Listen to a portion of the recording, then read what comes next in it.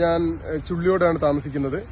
എനിക്ക് നെല്ല്, അതേപോലെ തന്നെ വെജിറ്റബിൾസ് ഉണ്ട്, ചേന, കമുക്, തെങ്ങ്, അതേപോലെ കുരുമുളക്, കാപ്പി എല്ലാം ഉണ്ട്. പ്രയോഗങ്ങൾക്കൊക്കെ വളരെയധികം ബുദ്ധിമുട്ടായിരുന്നു. വെച്ചാൽ എന്ന് മഴ പെയ്യും, എപ്പോ മഴ പെയ്യും എന്നൊന്നും യാതൊരുവിധ ഐഡിയ ഇല്ല. അതിൽ എത്ര ദിവസത്തേക്ക് മഴ ഉണ്ടാവും, മഴ മാറാൻ സാധ്യതയുണ്ടോ എന്നൊന്നും ഞങ്ങൾക്ക് യാതൊരുവിധ ഗസ് ചെയ്യാൻ പറ്റാത്തൊരവസ്ഥയായിരുന്നു. IMDയുടെ ഈ ഫോർകാസ്റ്റ് മുഖാന്തരം നോക്കിക്കഴിഞ്ഞാൽ മനസ്സിലാവും എപ്പോഴാണ് ഫോളിയർ അപ്ലിക്കേഷന് പറ്റുന്നത്, എപ്പോഴാണ് ഫെർട്ടിഗേഷന് പറ്റുന്നത്, പെസ്റ്റിസൈഡ് ഒക്കെ അപ്ലൈ ചെയ്യണമെങ്കിൽ അതിനെപ്പോഴാണ് കഴിയുന്നതെന്നൊക്കെ നമുക്ക് കൃത്യമായിട്ട് മനസ്സിലാവും. അറിവുകൾ കിട്ടാനുള്ള സാധ്യത കുറച്ചു കാലം മുൻപേ ഞങ്ങൾ അതിൽ എത്തിച്ചേരുകയായിരുന്നെങ്കിൽ അതിന് വളരെയധികം ലാഭകരമാവുമായിരുന്നു എന്നുള്ളതാണ്. ഈ ഫോർകാസ്റ്റ് ഞങ്ങളിലേക്ക് എത്തിച്ചു തരുന്ന മെറ്റീരിയോളജി ഡിപ്പാർട്ട്മെന്റിനെ എത്ര അപ്രീഷിയേറ്റ് ചെയ്താലും മതിയാവില്ല.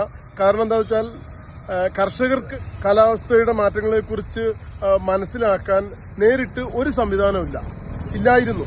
അതേസമയം ഇപ്പോൾ അതിനൊരു സാധ്യതയുണ്ട്. അതുകൊണ്ട് തന്നെ ഇപ്പോൾ നമ്മൾ ഇക്കൊല്ലം ഞാറ് പാകുന്ന എന്ന് വെച്ചാൽ ഈ ബ്രോഡ്കാസ്റ്റിംഗ് മെത്തേഡിൽ നെല്ല് പാകുമ്പോൾ എന്ന് മഴ ഉണ്ടാവുമെന്ന് അറിഞ്ഞാൽ മാത്രം, അല്ലെ മഴയുടെ സാധ്യത അറിഞ്ഞാൽ മാത്രമേ പാകാൻ പറ്റുള്ളൂ. എന്ന് വെച്ചാൽ നെല്ല് മുളച്ച് ജസ്റ്റ് വേര് നിലത്ത് കൊടുക്കുന്നത് വരെ മഴ പെയ്യാൻ പാടില്ല. നമ്മൾ പൂട്ടിയടിച്ച് വിതയ്ക്കുന്നത്. അപ്പോൾ ഒരുപാട് ആളുകൾക്ക്, ഒരുപാട് കർഷകർക്ക് ഈ ഒരു ഫോർകാസ്റ്റ് കിട്ടിയതുകൊണ്ട് ഞാറ് വിതയ്ക്കാൻ പറ്റി.